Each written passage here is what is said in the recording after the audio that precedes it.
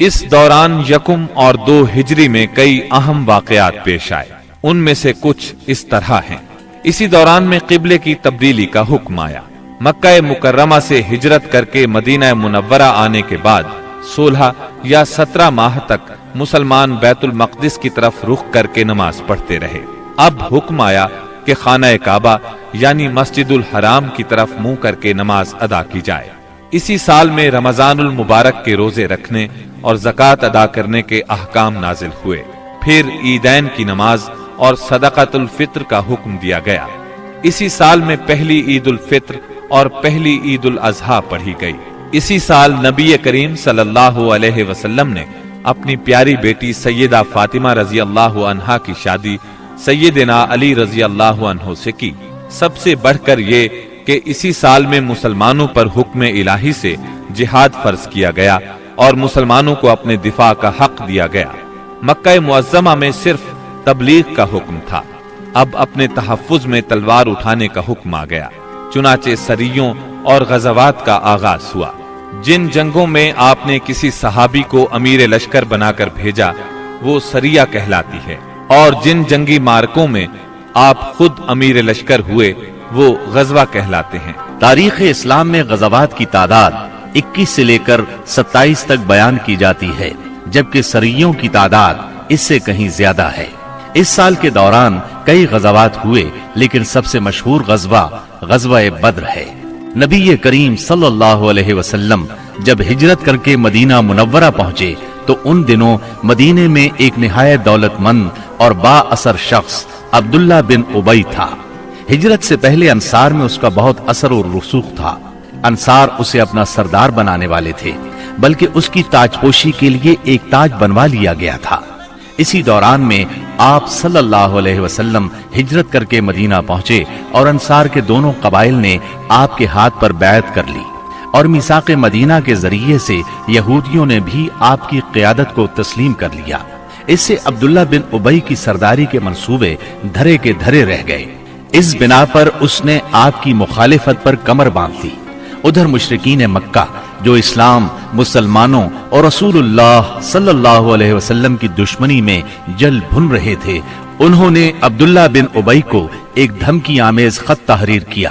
اس خط میں انہوں نے 2 ٹوک الفاظ میں لکھا: آپ لوگوں نے ہمارے صاحب کو پناہ دے رکھی ہے، اس لیے ہم اللہ کی قسم کھا کر کہتے ہیں یا تو آپ لوگ اس سے لڑائی کریں یا اسے نکال دیں، یا پھر ہم اپنی پوری جمعیت کے ساتھ آپ لوگوں پر چڑھائی کر کے آپ کے سارے جنگجوؤں کو قتل کر دیں گے اور آپ کی عورتوں کی حرمت پامال کر دیں گے۔ جب یہ خط عبداللہ بن ابی اور اس کے ساتھیوں کو ملا تو وہ رسول اللہ صلی اللہ علیہ وسلم سے جنگ کے لیے تیار ہو گئے۔ نبی اکرم صلی اللہ علیہ وسلم کو اس کی خبر ہوئی تو آپ ان کے پاس تشریف لے گئے اور فرمایا: قریش کی دھمکی تم لوگوں پر بہت گہرا اثر کر گئی ہے۔ تم خود اپنے آپ کو جتنا نقصان پہنچا دینا چاہتے ہو، قریش تمہیں اس سے زیادہ نقصان نہیں پہنچا سکتے۔ تم اپنے بیٹوں اور بھائیوں سے خود ہی لڑنا چاہتے ہو۔ نبی اکرم صلی اللہ علیہ وسلم کی یہ بات سن کر لوگ بکھر گئے۔ اس وقت تو عبداللہ بن ابی جنگ کے ارادے سے باز آ گیا، کیونکہ اس کے ساتھی ڈھیلے پڑ گئے تھے یا بات ان کی سمجھ میں آ گئی تھی، لیکن حقیقت میں قریش کے ساتھ اس کے تعلقات خفیہ طور پر قائم رہے، کیونکہ مسلمانوں اور مشرکین کے درمیان شر اور فساد کا کوئی موقع وہ ہاتھ سے جانے نہیں دینا چاہتا تھا۔ پھر اس نے اپنے ساتھ یہود کو بھی ملا رکھا تھا تاکہ اس معاملے میں ان سے بھی مدد حاصل کرے، لیکن وہ تو نبی صلی اللہ علیہ وسلم کی حکمت تھی جو رہ رہ کر شر و فساد کی آگ کو بجھا دیتی تھی۔ مسلمانوں کی ہجرت اور مدینے میں ان کی کامیابی سے کفار مکہ بہت دل ملا رہے تھے اور مدینے پر چڑھائی کے بہانے ڈھونڈ رہے تھے۔ رسول اللہ صلی اللہ علیہ وسلم کے بڑھتے ہوئے اقتدار اور اسلام کی اشاعت نے مکہ میں ابو جہل اور ابو سفیان کو سخت بے چین کر دیا تھا۔ یہی کیفیت مدینے میں عبداللہ بن ابی کی تھی۔ اس نے قریش کے حوصلے بڑھائے اور انہیں یقین دہانی کرائی کہ اگر تم نے مدینے پر دھاوا بولا تو یہودی تمہارا ساتھ دیں گے۔ مسلمان جب سے مدینہ آئے تھے خطرات بڑھتے جا رہے تھے اور ان کے سروں پر منڈلا رہے تھے۔ یہی وجہ تھی کہ مسلمانوں نے راتوں کو جاگ جاگ کر مدینے کا پہرا دیا۔ उधर कुरैश ने मदीने को तबाह बर्बाद करने का इरादा कर लिया। इस गरज के लिए उन्होंने कई कबाइल को अपना हमनवा बना लिया। चुनाचे जब नबी सल्लल्लाहु अलैहि वसल्लम को खबर हुई तो आपने दो तदाबीर इख्तियार की। पहली ये कि कुरैश की शामी तिजारत बंद कर दी जाए ताकि वो मजबूर होकर मदीने पर हमला आवर होने का इरादा तर्क कर दें। दूसरे ये कि मदीने के आसपास के कबीलों से अमन व अमान का मुआहदा किया जाए ताकि कुरैश जंग मुसल्लत करें तो उन्हें गैर जानिबदार रखा जा सके। जब अल्लाह ताला की तरफ से जिहाद और क़िताल की इजाजत दी गई तो रसूलुल्लाह सल्लल्लाहु अलैहि वसल्लम ने कई एक सराया भेजे और गज़वात में हिस्सा लिया। इनकी मुख्तसर तफसील कुछ यूं है। इस सिलसिले में पहला सरिया जो रसूलुल्लाह सल्लल्लाहु अलैहि वसल्लम ने भेजा वो सरिया सैफुल बहर कहलाता है। इसे आपने रमजान यकुम हिजरी बमुताबिक मार्च 623 ईस्वी में भेजा और अपने चचा सैयदना हमजा बिन अब्दुल मुत्तलिब रजी अल्लाह अन्हु को इस सरिये का अमीर बनाया और 30 मुहाजिरीन को उनके जेरे कमान शाम से आने वाले एक कुरैशी काफले का पता लगाने के लिए रवाना फरमाया। इस काफले में 300 आदमी थे जिनमें अबू जहल भी था। मुसलमान ईस के अतराफ में साहिल समुंदर के पास पहुंचे तो काफले का सामना हो गया और दोनों फरीक जंग के लिए सफ आरा हो गए। करीब था कि जंग हो जाती लेकिन कबीला जुहैना के सरदार ने बीच बचाव करा दिया। दोनों फरीक वापस चले गए। ये इस्लामी तारीख का पहला सरिया और पहला फौजी अमल था। इसका झंडा सफेद था और ये इस्लामी तारीख का पहला झंडा था। इसके अलमबरदार सैयदना अबू मरसद कन्नाज बिन हुसैन गनवी रजी अल्लाह अन्हु थे। इसके बाद पै दर पै सरिये रवाना किए गए। चुनाचे शव्वाल यकुम हिजरी में सैयदना उबैदा बिन हारिस रजी अल्लाह अन्हु को 60 मुहाजिरीन के साथ बतन राबिख की वादी में भेजा गया। वहां अबू सुफियान से सामना हुआ जो 200 आदमियों के साथ था। दोनों तरफ से तीर चले लेकिन जंग न हुई। फिर ज़ीक़ाद यकुम हिजरी में सैयदना साद बिन अबी वक्कास रजी अल्लाह अन्हु को 20 मुहाजिरीन के साथ खर्रार की तरफ भेजा गया जो कि जोहफा के करीब एक मकाम है, लेकिन उनका किसी से सामना न हुआ। इसके बाद सफर 2 हिजरी में 70 मुहाजिरीन के साथ रसूलुल्लाह सल्लल्लाहु अलैहि वसल्लम खुद निकले और अबवा या वद्दान तशरीफ ले गए। मुहिम का मकसद कुरैश के एक काफले की राह रोकना था, लेकिन किसी से सामना न हुआ। ये पहली मुहिम थी जिसमें रसूलुल्लाह सल्लल्लाहु अलैहि वसल्लम बजाते खुद निकले। इसके बाद रबीउल अव्वल 2 हिजरी में रसूलुल्लाह सल्लल्लाहु अलैहि वसल्लम 200 सहाबा के साथ रवाना हुए। मकसूद कुरैश का काफिला था जिसमें उमैया बिन खल्फ समेत कुरैश के 100 आदमी और 2500 ऊंट थे। आप रज़वा के अतराफ में मकाम बुआत तक तशरीफ ले गए, लेकिन किसी से सामना न हुआ। इसी महीने में कुर्ज बिन जाबिर फेहरी ने मुशरिकीन की एक मुख्तसर सी फौज के साथ मदीना की चराहगाह पर छापा मारा और कुछ मवेशी हाँक कर ले गया। रसूलुल्लाह सल्लल्लाहु अलैहि वसल्लम ने 70 सहाबा के हमराह उसका ताक़ुब किया और बद्र के अतराफ में वाक़े वादिये सफवान तक तशरीफ ले गए, लेकिन कुर्ज निकल भागा। इसी वाक़े को बाज लोग ग़ज़वा-ए बद्र ऊला भी कहते हैं। इसके बाद आप जुमादल ऊला या जुमादल उखरा 2 हिजरी में 150 या 200 मुहाजिरीन के साथ जुल उशैरा तक तशरीफ ले गए। मकसूद कुरैश के एक काफिले को रोकना था जो मुल्क शाम जा रहा था, लेकिन आपके पहुंचने से पहले वो जा चुका था। इस सफर में आपने बनु मुदलिज और उनके हलीफ बनु जमरा से जंग न करने का मुआहदा किया। फिर रजब 2 हिजरी में नबी अकरम सल्लल्लाहु अलैहि वसल्लम ने सैयदना अब्दुल्ला बिन जहश असदी रजी अल्लाह अन्हु को 12 मुहाजिरीन के साथ मक्का और ताइफ के दरमियान एक मकाम नखला की तरफ रवाना किया।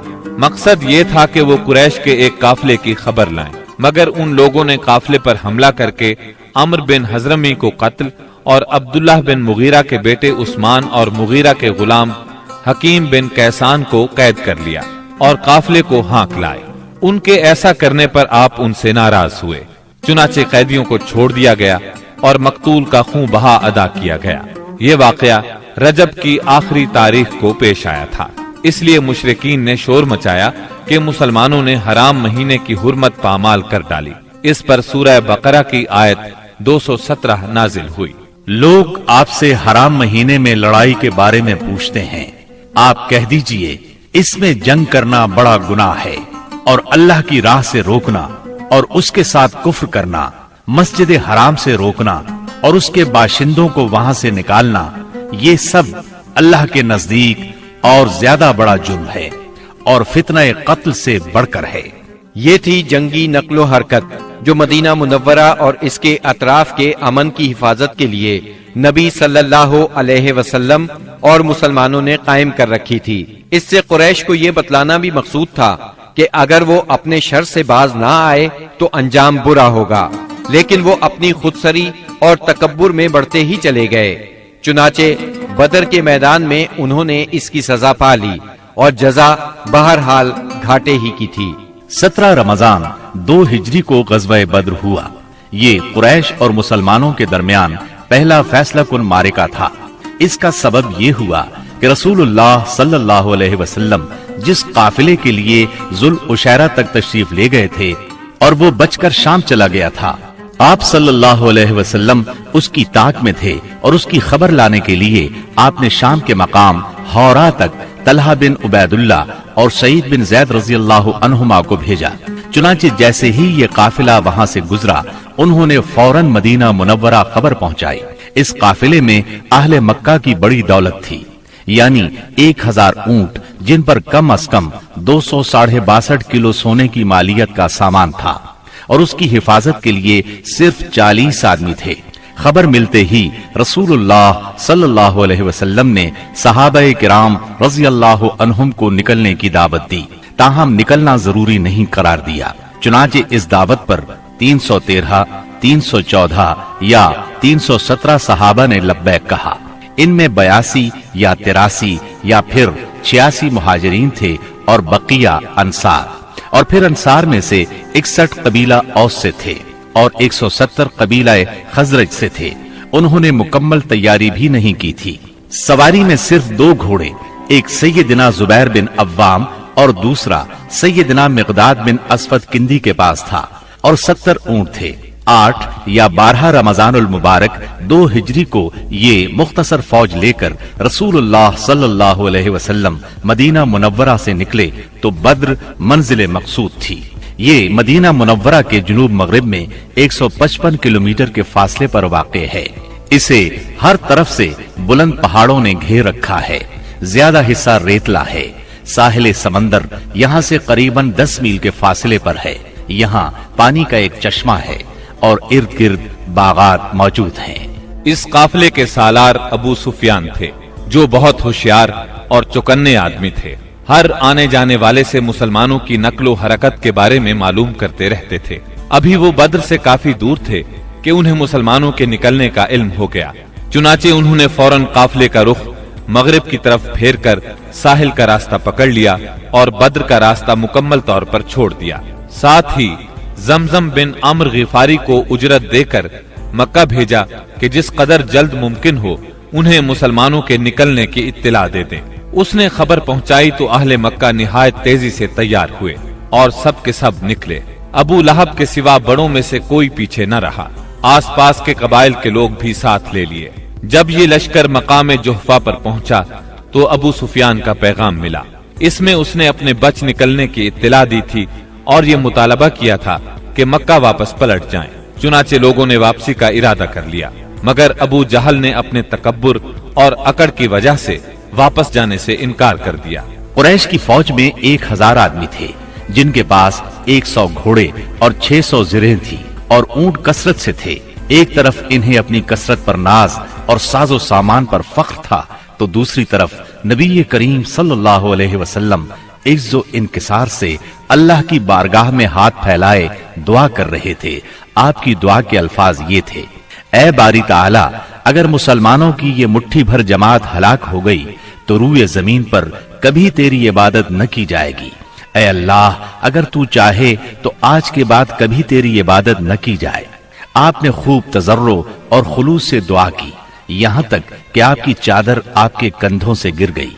सैयदना अबू बकर रज़ी अल्लाह अन्हु ने चादर दुरुस्त की और अर्ज किया, ऐ अल्लाह के रसूल, बस करें। आपने अपने रब से जी भर के दुआ फरमा ली। दोनों लश्कर आमने सामने आए तो सबसे पहले मुशरिकीन में से बेहतरीन सालार उतबा, शैबा और वलीद बिन उतबा मैदान में निकले। उतबा और शैबा रबिया के बेटे थे। उन्होंने ललकार कर कहा, आओ तुम में से कौन हमारे मुकाबले पर आता है। मुकाबले के लिए अंसार के 3 जवान निकले, एक औफ, दूसरे मुअव्विज। ये दोनों हारिस के बेटे थे, तीसरे अब्दुल्ला बिन रवाहा रज़ी अल्लाह अन्हुम। कुरैशियों ने कहा, तुम कौन लोग हो? उन्होंने कहा, हम अंसार की एक जमात हैं। कुरैशियों ने कहा, आप लोग शरीफ मद्दे मुकाबिल हैं, लेकिन हमें आपसे सरोकार नहीं, हम तो अपने चचेरे भाइयों को चाहते हैं।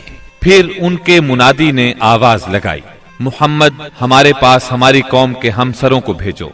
रसूलुल्लाह सल्लल्लाहु अलैहि वसल्लम ने फरमाया, उबैदा बिन हारिस उठो, हमजा उठो, अली उठो।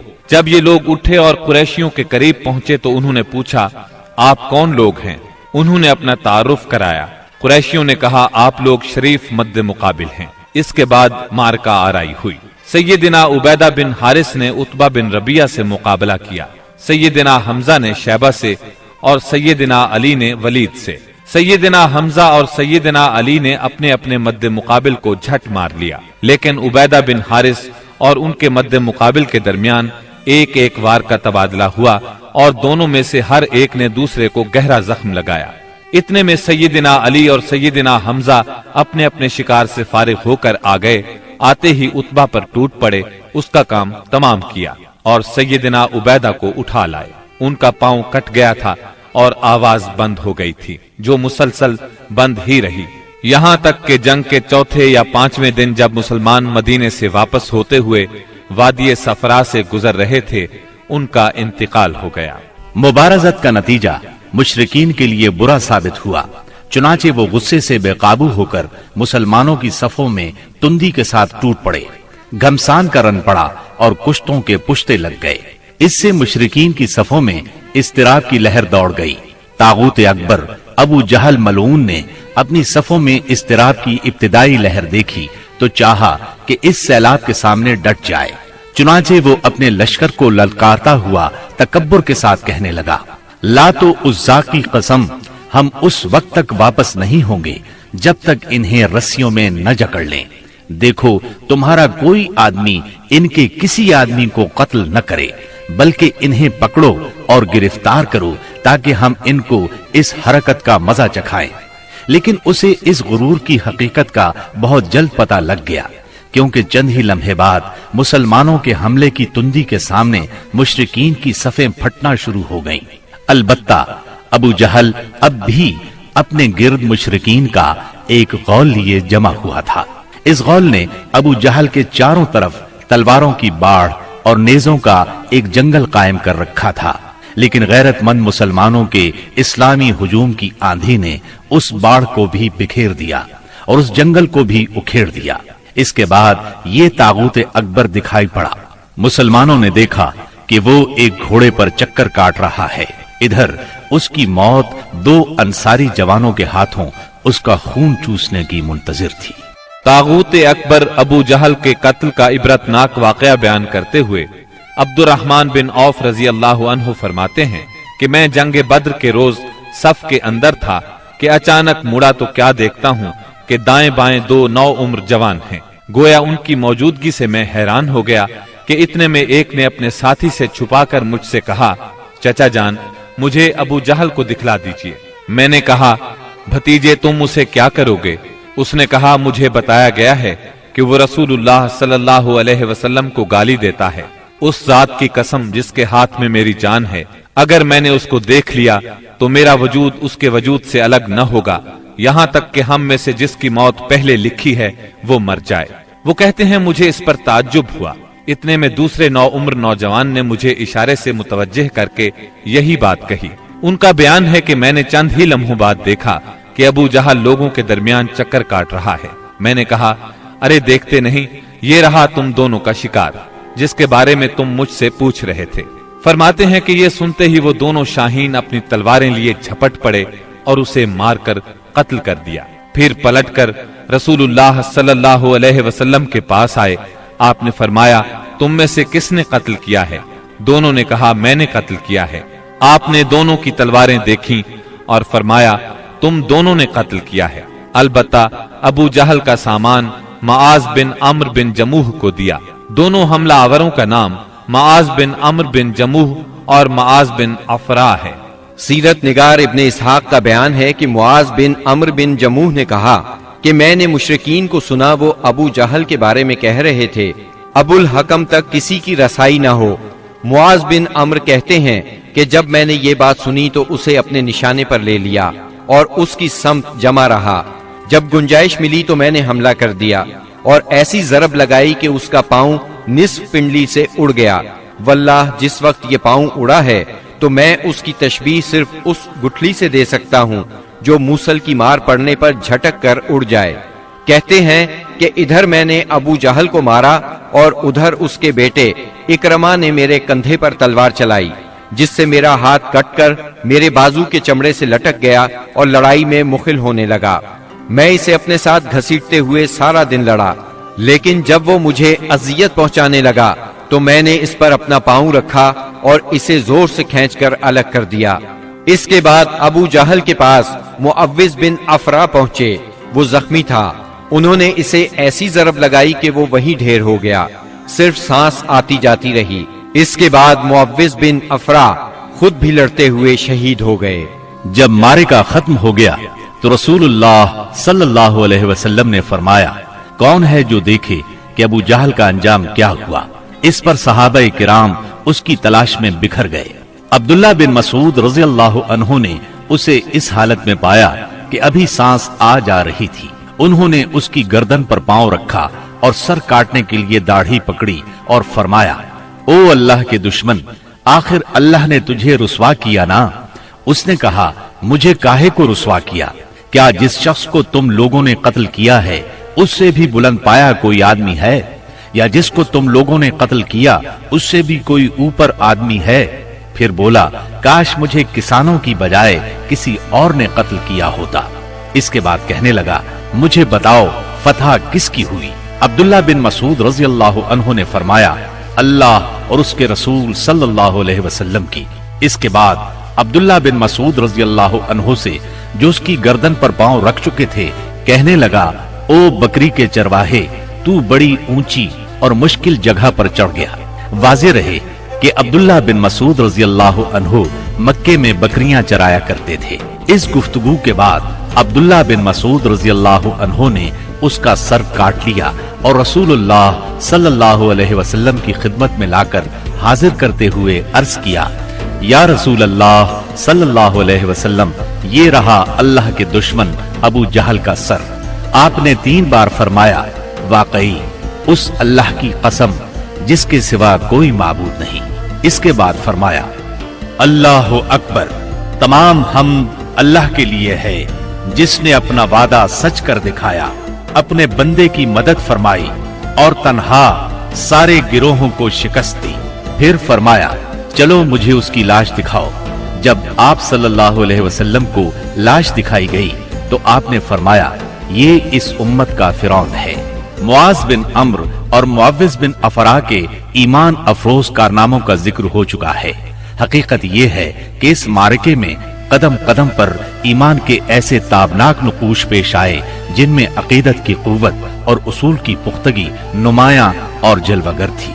इस मारके में बाप और बेटे में, भाई और भाई में सफाराई हुई।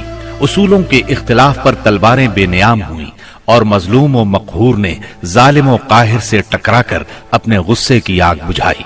इब्ने अब्बास रज़ियल्लाहु अन्हु से रिवायत है कि नबी सल्लल्लाहु अलैहि वसल्लम ने सहाबा किराम से फरमाया, मुझे मालूम है कि बनु हाशिम वगैरह के कुछ लोग जबरदस्ती मैदान जंग में लाए गए हैं। इन्हें हमारी जंग से कोई सरोकार नहीं है, लिहाजा बनु हाशिम का कोई आदमी किसी की जद में आ जाए तो वो कत्ल ना करे, और अबुल बुख्तरी बिन हिशाम किसी की जद में आ जाए तो वो इसे कत्ल ना करे, और अब्बास बिन अब्दुल मुत्तलिब किसी की जद में आ जाए तो वो भी उन्हें कत्ल ना करे, क्योंकि वो बिल जब्र लाए गए हैं। इस पर उतबा के साहिबजादे ابو حذیفہ رضی اللہ عنہ نے کہا، کیا ہم اپنے باپ بیٹوں، بھائیوں اور کنبے قبیلے کے لوگوں کو قتل کریں گے اور عباس کو چھوڑ دیں گے؟ اللہ کی قسم، اگر اس سے میری مٹ بھیڑ ہو گئی تو میں اسے تلوار کی لگام پہنا دوں گا۔ یہ خبر رسول اللہ صلی اللہ علیہ وسلم کو پہنچی تو آپ نے عمر بن خطاب رضی اللہ عنہ سے فرمایا، کیا رسول اللہ صلی اللہ علیہ وسلم کے چچا کے چہرے پر تلوار ماری جائے گی؟ عمر رضی اللہ عنہ نے کہا، یا رسول اللہ، مجھے چھوڑیے، میں تلوار سے اس شخص کی گردن اڑا دوں، کیونکہ اللہ کی قسم یہ شخص منافق ہو گیا ہے۔ بعد میں ابو حذیفہ رضی اللہ عنہ کہا کرتے تھے، اس دن میں نے جو بات کہہ دی تھی اس کی وجہ سے مجھے برابر خوف لگا رہتا ہے، صرف یہی صورت ہے کہ میری شہادت اس کا کفارہ بن جائے، اور بالآخر وہ یمامہ کی جنگ میں شہید ہو ہی گئے۔ ابو البختری کو قتل کرنے سے اس لیے منع کیا گیا تھا کہ مکے میں یہ شخص سب سے زیادہ رسول اللہ صلی اللہ علیہ وسلم کی ایذا رسانی سے اپنا ہاتھ روکے ہوئے تھا، آپ کو کسی قسم کی تکلیف نہ پہنچاتا تھا اور نہ اس کی طرف سے کوئی ناگوار بات سننے میں آتی تھی، اور یہ ان لوگوں میں سے تھا جنہوں نے بنی ہاشم اور بنی مطلب کے بائیکاٹ کا صحیفہ چاک کیا تھا۔ لیکن ان سب کے باوجود ابو البختری کو قتل کر دیا گیا۔ ہوا یہ کہ مجزر بن زیاد سے اس کی مد بھیڑ ہو گئی، اس کے ساتھ اس کا ایک اور ساتھی بھی تھا، دونوں ساتھ ساتھ لڑ رہے تھے۔ مجزر نے کہا، ابو البختری، رسول اللہ صلی اللہ علیہ وسلم نے ہمیں آپ کو قتل کرنے سے منع کیا ہے۔ اس نے کہا، اور میرا ساتھی؟ مجزر نے کہا، نہیں واللہ ہم آپ کے ساتھی کو نہیں چھوڑ سکتے۔ اس نے کہا، اللہ کی قسم، تب میں اور وہ دونوں مریں گے۔ اس کے بعد دونوں نے لڑائی شروع کر دی، مجزر نے مجبوراً اسے بھی قتل کر دیا۔ مکے کے اندر جاہلیت کے زمانے سے عبد الرحمن بن عوف رضی اللہ عنہ اور امیہ بن خلف میں باہم دوستی تھی۔ جنگ بدر کے روز امیہ اپنے لڑکے علی کا ہاتھ پکڑے کھڑا تھا کہ اتنے میں ادھر سے عبد الرحمن بن عوف کا گزر ہوا۔ وہ دشمن سے کچھ زرہیں چھین کر لادے لیے جا رہے تھے۔ امیہ نے انہیں دیکھ کر کہا، کیا تمہیں میری ضرورت ہے؟ میں تمہاری ان زرہوں سے بہتر ہوں، آج جیسا منظر تو میں نے دیکھا ہی نہیں۔ کیا تمہیں دودھ کی حاجت نہیں؟ مطلب یہ تھا کہ جو مجھے قید کرے گا میں اسے فدیے میں خوب ددھیل اونٹنیاں دوں گا۔ یہ سن کر عبد الرحمن بن عوف رضی اللہ عنہ نے زرہیں پھینک دی اور دونوں کو گرفتار کر کے آگے بڑھے۔ عبد الرحمن بن عوف رضی اللہ عنہ کہتے ہیں کہ میں امیہ اور اس کے بیٹے کے درمیان چل رہا تھا کہ امیہ نے پوچھا، آپ لوگوں میں کون سا آدمی تھا جو اپنے سینے پر شتر مرغ کا پر لگائے ہوئے تھا؟ میں نے کہا، وہ حمزہ بن عبد المطلب رضی اللہ عنہ تھے۔ امیہ نے کہا، یہی شخص ہے جس نے ہمارے اندر تباہی مچا رکھی تھی۔ سیدنا عبد الرحمن رضی اللہ عنہ کہتے ہیں کہ واللہ میں ان دونوں کو لیے جا رہا تھا کہ اچانک بلال رضی اللہ عنہ نے امیہ کو میرے ساتھ دیکھ لیا تو انہوں نے کہا، او ہو کفار کا سرغنہ امیہ بن خلف، اب یا تو میں بچوں گا یا یہ بچے گا۔ میں نے کہا، اے بلال رضی اللہ عنہ، یہ میرا قیدی ہے۔ انہوں نے کہا، اب یا تو میں رہوں گا یا یہ رہے گا۔ پھر نہایت بلند آواز سے پکارا، اے اللہ کے مددگارو، یہ رہا کفار کا سرغنہ امیہ بن خلف، اب یا تو میں رہوں گا یا یہ رہے گا۔ عبد الرحمن بن عوف رضی اللہ عنہ کہتے ہیں کہ اتنے میں لوگوں نے ہمیں گھیرے میں لے لیا۔ میں ان کا بچاؤ کر رہا تھا مگر ایک آدمی نے تلوار سے اس کے بیٹے کے پاؤں پر ضرب لگائی اور وہ وہیں گر گیا۔ ادھر امیہ نے اتنے زور سے چیخ ماری کہ میں نے ویسی چیخ کبھی سنی ہی نہ تھی۔ میں نے کہا، نکل بھاگو، مگر آج بھاگنے کی گنجائش نہیں، اللہ کی قسم میں تمہارے کچھ کام نہیں آ سکتا۔ عبد الرحمن رضی اللہ عنہ فرماتے ہیں کہ لوگوں نے اپنی تلواروں سے ان دونوں کو کاٹ کر ان کا کام تمام کر دیا۔ اس کے بعد عبد الرحمن بن عوف رضی اللہ عنہ کہا کرتے تھے، اللہ بلال رضی اللہ عنہ پر رحم کرے، میری زرہیں بھی گئیں اور میرے قیدی کے بارے میں مجھے تڑپا بھی دیا۔ سیدنا عمر بن خطاب رضی اللہ عنہ نے اپنے ماموں عاص بن ہشام بن مغیرہ کو قتل کیا۔ سیدنا ابو بکر صدیق رضی اللہ عنہ نے اپنے بیٹے عبد الرحمن کو، جو اس وقت مشرکین کے ہمراہ تھے، پکار کر کہا، او خبیث، میرا مال کہاں ہے؟ عبد الرحمن نے جواب میں ایک شعر کہا جس کا ترجمہ یوں ہے: ہتھیار، تیز رو گھوڑے اور اس تلوار کے سوا کچھ باقی نہیں جو بڑھاپے کی گمراہی کا خاتمہ کرتی ہے۔ جس وقت مسلمانوں نے مشرکین کی گرفتاری شروع کی، رسول اللہ صلی اللہ علیہ وسلم چھپر میں تشریف فرما تھے اور سعد بن معاذ رضی اللہ عنہ تلوار حمائل کیے دروازے پر پہرا دے رہے تھے۔ رسول اللہ صلی اللہ علیہ وسلم نے دیکھا کہ سعد رضی اللہ عنہ کے چہرے پر لوگوں کی اس حرکت کا ناگوار اثر پڑ رہا ہے۔ آپ نے فرمایا: اے سعد، ایسا محسوس ہوتا ہے کہ تم کو مسلمانوں کا یہ کام ناگوار ہے۔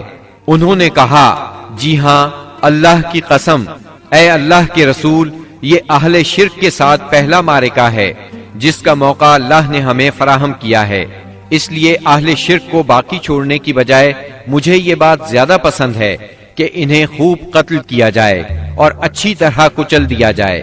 اس جنگ میں عکاشہ بن محصن اسدی رضی اللہ عنہ کی تلوار ٹوٹ گئی۔ وہ رسول اللہ صلی اللہ علیہ وسلم کی خدمت میں حاضر ہوئے۔ آپ نے انہیں ایک چھڑی تھما دی اور فرمایا: عکاشہ، اسی سے لڑائی کرو۔ عکاشہ نے اسے رسول اللہ صلی اللہ علیہ وسلم سے لے کر ہلایا تو وہ ایک لمبی، مضبوط اور چمچم کرتی ہوئی سفید تلوار میں تبدیل ہو گئی۔ پھر انہوں نے اسی سے لڑائی کی یہاں تک کہ اللہ نے مسلمانوں کو فتح نصیب فرمائی۔ اس تلوار کا نام اون یعنی مدد رکھا گیا تھا۔ یہ تلوار مستقلاً عکاشہ رضی اللہ عنہ کے پاس رہی اور وہ اسی کو لڑائیوں میں استعمال کرتے رہے، یہاں تک کہ دور صدیقی میں مرتدین کے خلاف جنگ کرتے ہوئے شہید ہو گئے۔ اس وقت بھی یہ تلوار ان کے پاس ہی تھی۔ خاتمہ جنگ کے بعد مصعب بن عمیر ابدری رضی اللہ عنہ اپنے بھائی ابو عزیز عمیر ابدری کے پاس سے گزرے۔ ابو عزیز نے مسلمانوں کے خلاف جنگ لڑی تھی اور اس وقت ایک انصاری صحابی اس کا ہاتھ باندھ رہے تھے۔ مصعب نے اس انصاری سے کہا: اس شخص کے ذریعے اپنے ہاتھ مضبوط کرنا، اس کی ماں بڑی مالدار ہے، وہ غالباً تمہیں اچھا فدیہ دے گی۔ اس پر ابو عزیز نے اپنے بھائی مصعب رضی اللہ عنہ سے کہا: کیا میرے بارے میں تمہاری یہی وصیت ہے؟ مصعب رضی اللہ عنہ نے فرمایا: ہاں، تمہاری بجائے یہ انصاری میرا بھائی ہے۔ جب مشرکین کی لاشوں کو کنویں میں ڈالنے کا حکم دیا گیا اور عتبہ بن ربیعہ کو کنویں کی طرف گھسیٹ کر لے جایا جانے لگا تو رسول اللہ صلی اللہ علیہ وسلم نے اس کے صاحبزادے ابو حذیفہ رضی اللہ عنہ کے چہرے پر نظر ڈالی۔ دیکھا تو غمزدہ تھے، چہرہ بدلا ہوا تھا۔